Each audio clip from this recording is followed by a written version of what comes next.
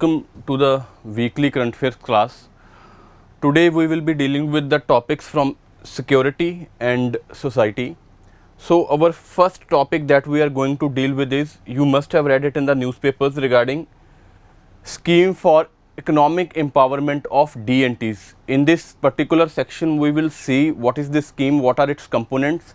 Further, we will also try to analyze who are DNTs for whom this scheme is particularly made, and what are the components of the scheme, and what are the issues related to the DNTs.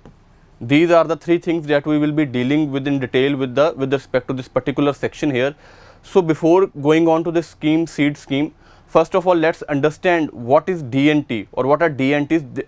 DNTs, they are called as the Denotified Tribes. You must have read it in your class notes or in your newspapers as well. See, who are these communities? These are communities who were notified as being born criminals during the British administration. There were some tribes who were very strongly resisting the British occupation and harassing them.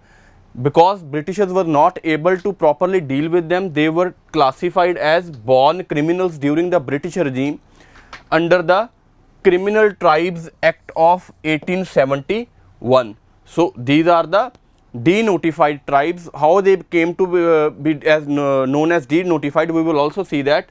See, first of all, who are Denotified? These are the tribes who were notified as being born criminals during the British regime. Under which act? Under the Criminal Tribes Act of 1871. See, what happened was, after independence, to reduce them, to stop these basically stereotypes that were prevailing against these sections, okay, they were removed from this category of criminals and they were classified as denotified. Earlier they were classified as notified under the Criminal Tribes Act, but after independence, to reduce the stereotypes and stigma that was attached with them, they were classified as denotified because they were removed from the notified list under the Criminal Tribes Act. They were not to be classified as criminals anymore. So that is how they came to be known as Denotified Tribes, tribes who have been removed from the classification of Criminal Tribes Act. See, we have gained independence. You must have heard about the special protections that have been granted to the tribals after the independence, but we will see that how these tribes basically could not get the privilege of those benefits. They were not able to get the fruits of development and thus not able to economically empower themselves. See what happened. First of all, let's look at the statistics.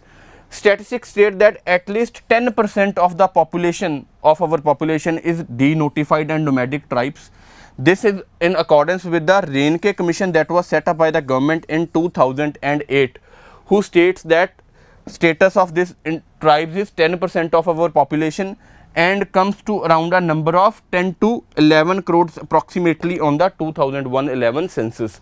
So the status that has been given by Reinke Commission in 2008 states that the number of this denotified tribes is 10%.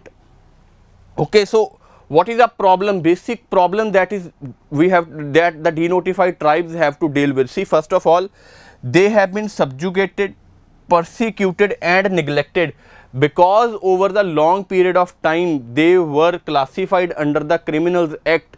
They are still today considered as born criminals. If anywhere crime happens in the society or in the areas close to proximity where these tribes are residing, they are, on the basis of those stereotypes, on the prejudices that are prevalent, they are basically picked up and harassed because they are considered as born criminals. That if some crime has happened, or if something wrong has happened, law and problem is happening in society, it is these tribes, we must first investigate them. They must have committed this crime. So because of these stereotypes and prejudices, what is happening is that they are subjugated, they are persecuted and neglected in society. Further, because of the colonial government, this stereotypes that are prevalent still today in our society, they are continue to be, their livelihood and their lives continue to be affected even today, even after 70 years of independence. See, and the first of the main problem with respect to this tribe is the alienation that they have to face from their traditional occupations, because obviously if they are tribes, they must be living in proximity to some forest area in the earlier times. So what was happened was that their rights over the forest produce were restricted by the British governments, and because they were classified as criminals under this particular act, what happened was they could not be economically empowered, they could not get the modern education, they could not get modern economic opportunities that were prevalent. So what happened was they remained as hunter gatherers or pastorals, okay, and they still continue to persist there. Even if some of them have migrated to the cities or to the close by urban areas, because of poor education, because of poor economic opportunities, they still continue to work in the informal sector and live in poor slum areas, where we all know that health facilities are not there, hygiene, cleanliness, sanitation is not there. So even today they continue to be deprived of their basic human rights. In nutshell, what we have discussed in this our first slide is, first of all, who are denotified tribes? Obviously the tribes that were notified earlier as born criminals under this act, because they were harassing the Britishers and resisting their occupation. So to deal with them, it was notified that they are born criminals. After independence, to remove the stereotype that anybody is not a born criminal, the social circumstances make any individual a criminal in society, so they were removed from this list. And so if this list was denotified, they came to be known as denotified tribes. What is their status? They constitute 10% of our population as per the Renke Commission. What is the basic issue with respect to their livelihood is, because they continue, even today they continue to be stereotyped on the basis of this notification that they are born criminals. If anything happens in society, law and order problem is there, of any horrendous crime has been committed, they continue to be picked up and harassed by the law and order administration. And further, they are alienated from their occupations, because earlier they used to live in proximity to the forest areas. So Britishers restricted their rights over the forest areas. Even after independence, we know that until 2006 Forest Right Act, major economic empowerment of the tribals and their rights as such was not majorly recognized by the government. So they were alienated from their traditional occupations, and because they were poor, they did not have access to modern economic opportunities or education, they could not get the fruits of development, and they continue to be hunter gatherers or engaged in pastoral activities. Moving forward, see, the major issue, we will be dealing here with the major issues that are prevalent with respect to the denotified tribes, or what are the basic issues because of which the economic empowerment of DNT is not happening.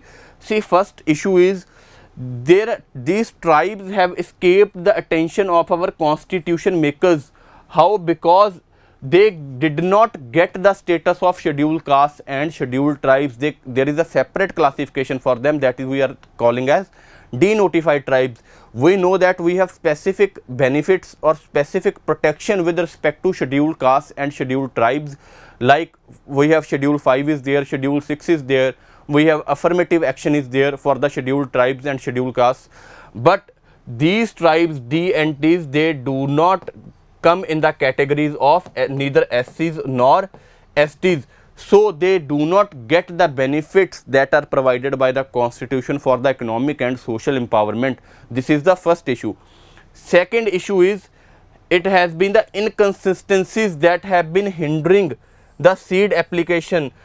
Why we are discussing this article even today is because there was a news in the government, news in the newspapers, that government has invited applications from denotified tribes or other tribes who think that they come in such category to avail the benefits under this particular scheme. So what we have found, that is the major issue with respect to even this particular scheme, is that there have been a lot of inconsistencies, such as a particular, for example, Banjara community is there. It is listed in the scheduled caste categories in Delhi, and it is in the scheduled tribe categories in the Rajasthan, and it is in the OBC list in Uttar Pradesh. There is no such proper classification according in particular states. Different classifications are there, Somewhere they are recognized as SCs, somewhere they are recognized as STs, and even somewhere they are categorized as other backward classes. So there is no proper classification. If you want to get the or avail the benefits under this particular scheme, you have to come under a particular classification. But if some caste or some tribe is basically notified as a SC, you may not, basically the government may strict the eligibility criteria. So inconsistencies are there with respect to their classification. As such, no uniform classification with respect to denotified tribes is not there. According to the whims of the states, different state governments, they are classified into the different categories, vulnerable section categories. SCs are there, STs are there, or OBCs are there. Next thing is, but the major issue prevalent with respect to them is they are wrongly, like we have already discussed, that they are wrongly stigmatized as crime prone and subjected to high handed treatment as well as exploitation by the representatives and the general society. That if some crime has happened in society, it must be the denotified tribes because they are born criminals. Okay, this is basically depriving them of the basic human dignity, because we are categorizing any individual on the basis of their birth, that if some individual is born in this particular tribe, he will become a criminal. We all know that this is not so the case. Any individual can become the criminal based on the social or economic conditions prevalent in the social arena. So this categorization of as a born criminal is being wrong. So, and because of that they are stigmatized. Another, if we can also quote an example here, if you have seen Delhi Crime 2, the recent web series that have come across, they have very beautifully highlighted the issues of DNTs, denotified tribes, that how the police basically sometimes, or the high-handed individuals, harass the denotified tribes if any horrendous crime has occurred in the society. The next major problem with respect to them is there is no permanent commission for DNTs. As such, we already know that there is a particular what we say body that is there, like National Commission for SCs is there, National Commission for STs is there, then National Commission for backward classes is also there, okay, National Commission for Women is there, but as such no permanent commission for DNTs is there who can highlight their issues, okay, grievances, as well as highlight their issues to the executives or to the legislature, to the MLAs, to the MPs, or to the government representatives, who can better analyze their prospect, who can better analyze their prevalent status, how they can be economically empowered, how they can be socially empowered. As such, no criteria or no body is there to specifically highlight their issues and address their grievances. 4 issues that we have done here, I would again like to repeat them. First of all is, they have escaped the basically attention of constitution makers, because as such no categorization of them is in scheduled caste or scheduled caste is not there. Second, inconsistencies in classification, somewhere they are in not any of the classifications, somewhere they are categorized as SCs, somewhere as STs, somewhere as OBCs. Next one is they are stigmatized because of their categorization earlier in the British time as being born criminals. And last one is that there is no permanent commission to address their grievances and highlight their issues to the government representatives as well as the legislature. So what are the other issues that are prevalent there? See, another issue is with respect to the budgetary allocation. What are the budgetary allocations that the government is doing to economically empower them? What we have seen over the period of time, that budgetary allocation has been reduced to just 28 crores for the 2022, and it was 50 crores for the year 2021 and 22. So this hinders the capacity of you, even if you have launched some specific schemes or projects to economically or socially empower these groups, but if budgetary allocation is not there, how will these schemes function? So this hinders the capability of the schemes and addresses to the needs of the citizens. The scheme, that particular scheme or that particular project will not be able to address the needs and aspirations of this particular section. At 10%, it is a very large number, and a meager allocation of 28 crores is not going to effectively empower or socially empower these particular groups. Further, they have no benefit of reservation, because I have in first point we have already told you that as such there is no proper classification of these groups. So what is happening is sometimes they are neither in any of the classifications. Because they are not in any classification, they do not get the reservation benefit or affirmative action benefit of neither the SCs nor of the that of the STs that is given to them. So there is no special schedule in the constitutional to protect their rights. For example, we have different two schedules. One is schedule 5 is there, schedule 6 is there. In that also there is classification with respect to Assam, Manipur, Tripura and Meghalaya, that is there. But as such they do not come in any category. So there is no any constitutional provision to protect them, nor do they get the benefit of reservation. These are the specific issues that are being faced by this particular section of society. Moving forward, we will discuss now what is this particular scheme that has been launched earlier, and now government has invited the applications from the denotified tribes to become eligible under this scheme. So what is this particular scheme, the benefits that it is providing? The first benefit is with respect to, it has 4 components. Okay, the benefit is with respect to educational empowerment.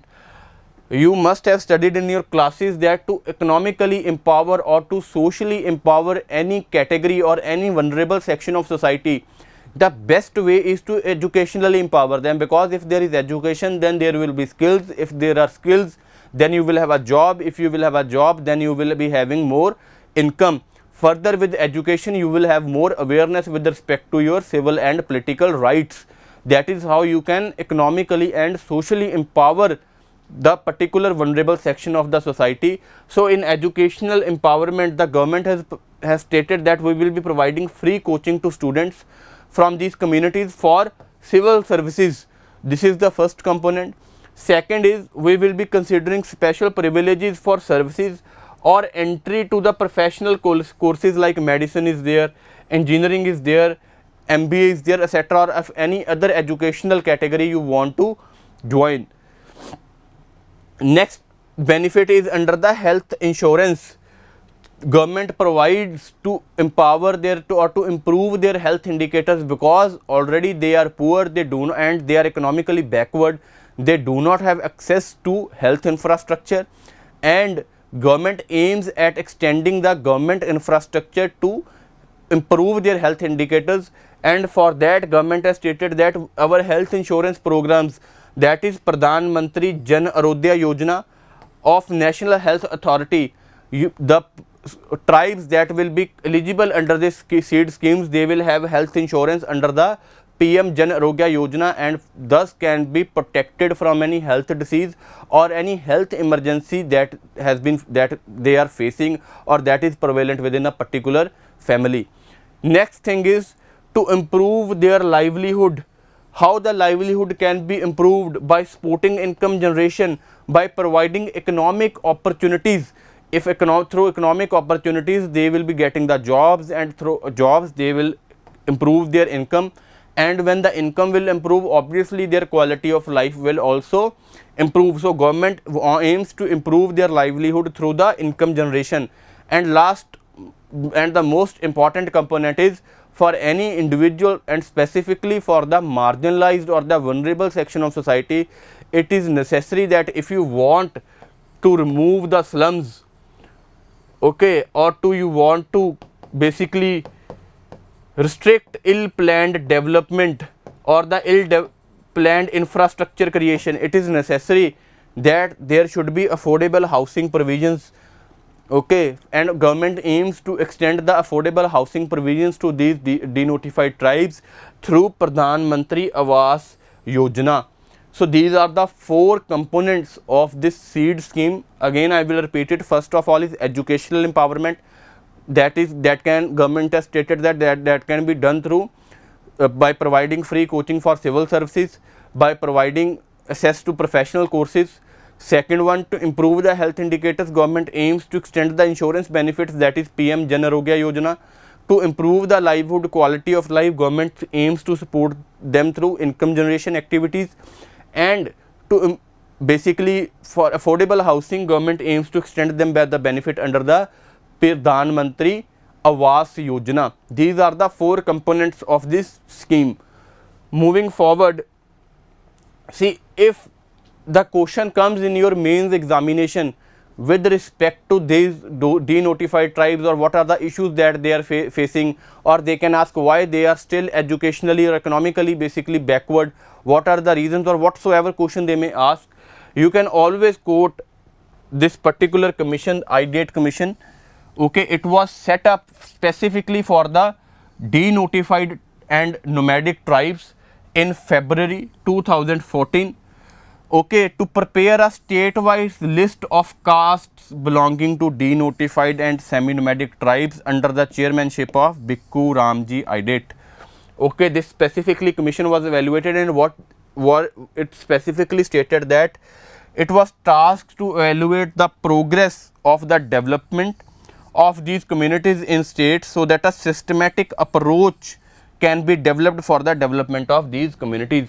So, you in your answers you can always quote that if we want to economically and socially empower these particular communities or this vulnerable section of society, we should adhere to the recommendations of IDATE commissions. They should be implemented so that the basic dignities or their fundamental right under Article 21, that is right to life, can be protected. So, this was all that was there with respect to the denotified tribes. Question can be asked with respect to your prelims exam. This particular scheme, seed scheme, can be asked, or even in mains exam with respect to that who are denotified tribes are there, or why they are economically socially backward, or why basically they do not have access to benefits. These type of questions can be asked in mains, and for that you can always quote this particular commission. Even in prelims exams, this particular commission can be asked that this commission is related to which basically category, or what was it related to, or why was it set up. So, you already know that this was set up with respect to the commission for denotified nomadic and semi-nomadic tribes. Okay, this was our topic 1 with respect to the society. Now, moving forward to the security part, you must have read the article that came in the newspaper with respect to the cyber threat to mobile banking.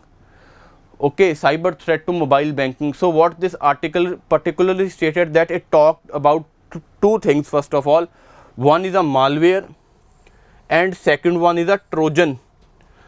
Okay, so we will be discussing first of all what is malware and what is Trojan. See, malware is a malicious software that alters your program or the device, technological device, that may be a computer, laptop, or a mobile, anything that your digital device that you are having, and it makes a device function against the will of the owner. Basically, you no longer have a control on your mobile, because anything can be stolen, anything can be critically leaked because of this if this software, particular malware, has been penetrated into your digital device.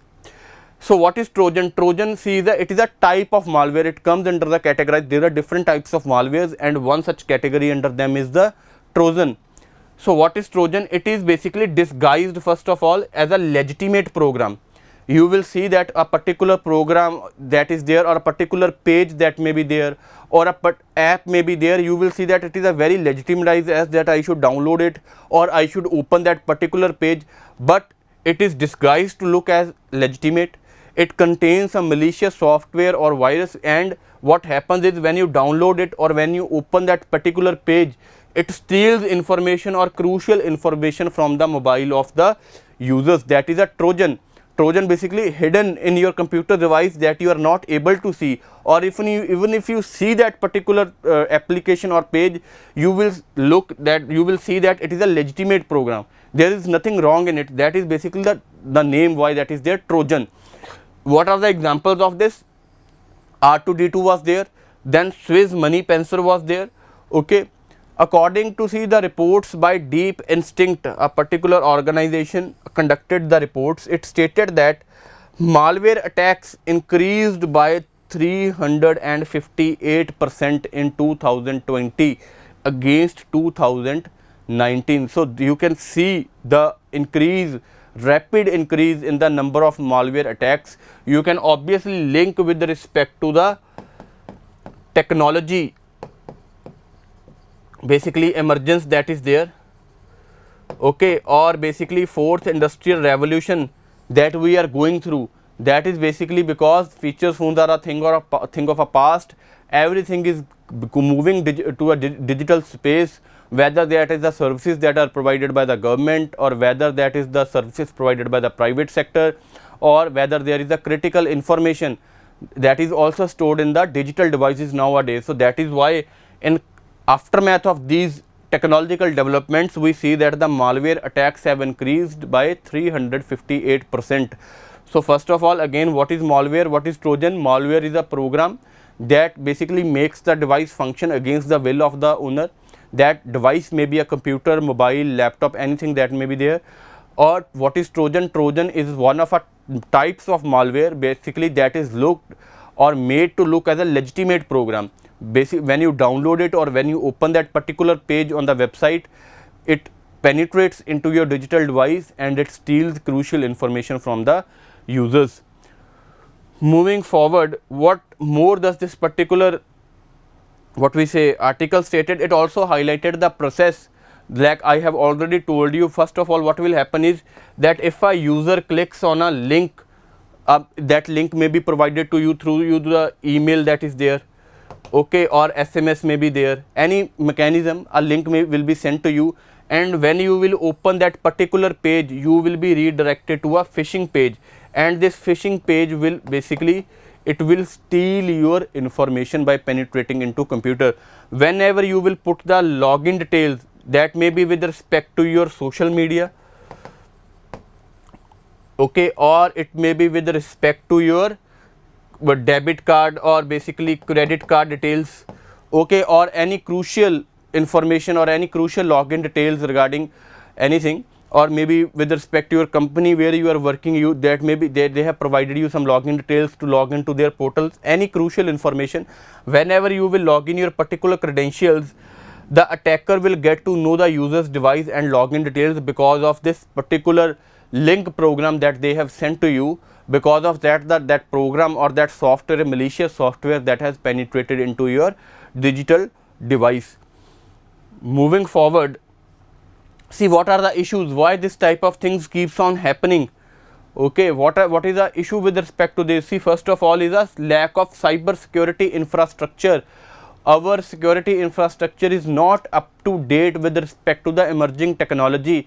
The kind of emerging technologies we are seeing in today nowadays, we are lagging behind with respect to the creation of infrastructure that can protect us from the vulnerability of those emerging technologies, okay. Second issue, we do not have so much of the technical experts, talent that can basically develop such softwares or such programs that can protect us against such malicious attacks. We do not have proper data security regime. You must have seen many a times that particular banks, okay, whenever they are attacked, the number of informations with respect to account details get leaked online. You do not have much security details with respect to your privacy, okay, although we have made right to privacy a fundamental right under article 21, but we have already discussed in our last videos also that government has taken back the data protection bill that was there. As such, no concrete legal mechanism exists basically which can protect the autonomy and privacy of the individuals. So the major issue is basically lack of human resource and talent, okay, that can develop against programs or such softwares that can protect us against malicious talent. One. Next issue is with respect to data security, data is not protected, and last one is with respect to privacy here. See, next one is there is no campaign by banks to aware the citizens about such phishing attacks are there or malware attacks are there. If you have come across, you must have seen Jamtara, that is there, okay, web series. They have highlighted how basically phishing attack happens. As such, banks do not have taken the concrete steps or the measures where they can basically aware the citizens about what is phishing, what are malware attacks, how they can penetrate into your systems, or how you can protect your basically mobile apps or your mobile devices against such malicious attacks. Further, another issue is there is poor security of banking apps or mobile softwares. Banking apps are poorly coded, Okay, that is why basically or they are not technically updated from time to time, because of which the loopholes continue to exist, and this type of malicious softwares, they keep on penetrating into the digital devices of the users. Even with respect to the mobile softwares, we have seen many a times, for example, Android software system is there. Many a times they have been basically accused of not doing enough to protect the software from the malicious attacks of malwares or Trojan malwares. Okay, even if you will come across that government has now been banning the Vivo and all that mobile phone, Chinese mobile phone companies that are there, because of their malicious mobile softwares that backhand provide or collect information with respect to the devices. Another issue is poor awareness among citizens. Citizens themselves are not aware about the cyber threats that they are facing. We do not verify the phishing attacks that are there or the links that are sent to us, whether it is legitimate or not legitimate. Without thinking or without analyzing it, we open that links and help basically penetrate this software into our devices. Or if phishing call is made to you, many of individuals are not aware basically whether that phone call is from a legitimate bank user or basically calling team that is there. Citizens are not themselves aware about these, what is malware, what is Trojan that is there, how they penetrate into the computer. Many of the individuals who are digitally illiterate, they do not know basically that if you will open a lending that this link site is there, how that can basically software can penetrate into the systems. This is because of digital illiteracy also. Next issue is basically there are inadequate government policies, regulations and laws that can fix the accountability of these banking apps, banking individuals are there, or the mobile companies that are there, that if the information of individual is stolen because of the loophole or the technical glitch in the banking site or the glitch in the particular mobile software, this we need a strong policy, regulation or law that basically can fix the accountability of the companies because of whom, because of their technical glitches, the software was able to penetrate into the digital device. So these are the issues why these type of attacks keep on happening. First of all is a lack of cyber security infrastructure. Second thing is lack of technical expertise. Third one is banks are not making the citizens aware. You can also link with here that citizens themselves are also not aware. Next thing is poor security of banking app and mobile softwares. And last one is we do not have enough policy, regulations and laws to fix the accountability of banking companies as well as the mobile companies. So what should be done to protect us from this basically this kind of what we say malicious attacks that are happening? So first of all is, just give me a second. See, first of all is we need to strengthen our cyber security policy. We need to look into the emerging technologies or the emerging cyber threats that are happening, and we need to continuously analyze what needs to be done to protect us from these malicious attacks. Our cyber security infrastructure needs to be upgraded at a continuous scale. Okay, that is a one thing. Second thing is with respect to training of the human resource to meet the demand of technical experts, that human resources that is capable enough to develop new softwares, to develop new technologies that can help us basically protect against this such type of malicious attacks. Next one is fixing accountability of tech companies. The companies I have already told you, banking companies are there or mobile companies are there. If they are not basically updating their infrastructure to protect us from such attacks, they needs to be held liable. What citizens on themselves on their part can do is they can reboot the phones regularly. Okay, and last one is fixing loopholes in the banking apps, because we are moving to a financial inclusion space where more of digital transactions are happening now. Government has taken number of initiatives with respect to like UPI transactions are there, DBT is there, even private sectors most or even the public sectors have banking apps. Internet banking is taking place, so we need to fix the loopholes in banking attacks, banking apps, so that these malwares do not penetrate into our systems. So this was there with respect to security. Moving forward to next, this is relevant for our prelims exams. Vostok exercise is going on. See, this exercise is basically significant because we all know that India and China are having the border clashes, okay, and our border agreement has not been final. There is some bit of thaw in our basically relationship, but the exercise is significant because India and troops from China both are participating in this particular exercise. It is hosted by Russia. So the number of things can be asked. For example, this exercise may be asked who is hosting it. It may be asked Russia, or it may be asked whether India participated in this exercise along with China or not. The most crucial thing that needs to be looked at is that India is taking part in the military exercise, that the war games that will be happening. India will be a part of that contingent, but it will stay away from the naval drills. Naval exercises it will not be taking, because considering the sensitivity of Japan, we all know that China and Japan basically they are not also having a easy relationship. So because of that, and even China, now Russia is there, they are not having easy relationship. Okay, so that is why India will not be participating in the naval exercises there, but it will be a part of exercise, both India and China military army exercise that will be going on. So this will be helpful for your preliminary exams.